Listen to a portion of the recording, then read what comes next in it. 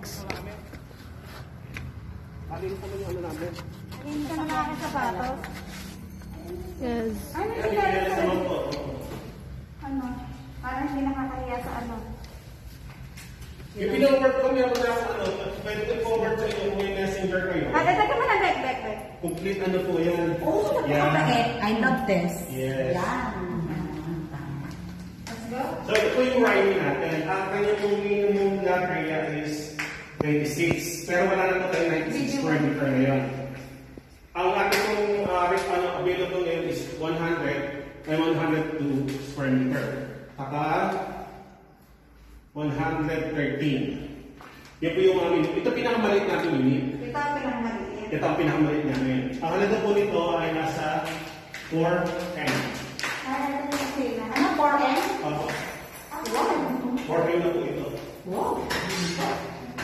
So hanggang dito po siya. May backyard siya. Opo, hanggang dito. Ayun. Ano po eh, malaki po ang lote natin. Ang lot area na po natin, hindi po yung 44 na katulad ng sa First Park Home. Opo, 44 nga naman. Ang First Park Home hanggang 80 square meter. Yung ano, single attach.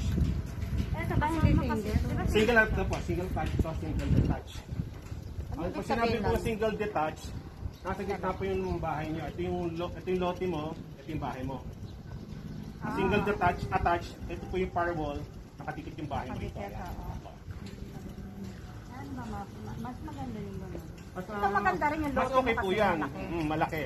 Malaki po yan. Kasi yan, the whole area, meron kang spaces. Ito, letter C.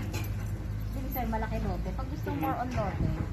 Dito po, pwede kayong kumuha ng house and lot, tapos yung katabing lote, kunyari, yung katabing lote ay available, pwede niyo po ng lote lang. Sila noon. Ipapadala ko po kayo sa ano. Kunyari, ito po yung ating pinakamapa. Andito po tayo ngayon. Ito. Gitna no. Ang available po na ganito, ito. Ito mga yan. Ito po ay facing sunrise. Lahat po yung facing sunrise. Ito po facing sunset. Ito sunrise. Ito naman po. Facing Sunrise po. Oo. South, maganda south. So pang kulay blue po, ito pong kulay blue natin. Ito yung Amara. Ito yung Amara. Ito yung Riley. Dito po muna tayo sa Riley. Focus tayo rito na. Lipat po tayo sa kabilang bahay. So meron tayong tatlong bedroom. Isang maid's room. Ito po ay maid's room. Maid's room po ito. Ano yan? Maid's room. Pwede rin pong guest room. Pwede storeroom. Pwede guest room. Pwede kang May nakanda. Pwede ka. pwede kang din yung kakatulong. Maid's room nga! Atay tayo. Maid's room nga. Uy, intra. Mukhang intra member ka, mama. Member ka ng intra. Intra rin ako eh. Ikaw? Distributor na ko na intra. Okay. So, ito yung toilet naman namin din sa ano. Meron tayong exhaust fan. Okay. May siyang din ba? Meron po, dalawa. So, meron po tayong tatlong toilet and bath. Grabe, dalawa. Tatlo po, meron po dalawa sa taas. Isa sa master bedroom, isang common. Nag-uwi lang natin ang mga CR. Ayan po yung common toilet and bath natin. Tatlo ang kwarto. Ano naman pinu-western CR? Ay, yung sa master, ito. Ito po ay isa pong bedroom, another bedroom. Yan po yung master bedroom yung isa.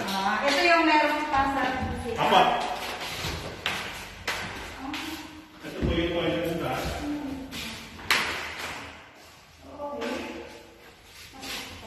Ito, master. Oh. Ganda. Ako na lang dito, meron na siya ano. Pero meron kami provision sa tatlong unit namin model house dito. Pwede siya lagyan ng balcony kung gusto. Ito maganda na dito ka nakaharap po yung balcony mo. Ay, Sunset. Eh, mainit na yan. mainit na yan. Pagdating na alas 12, mainit na. Sunset, mainit.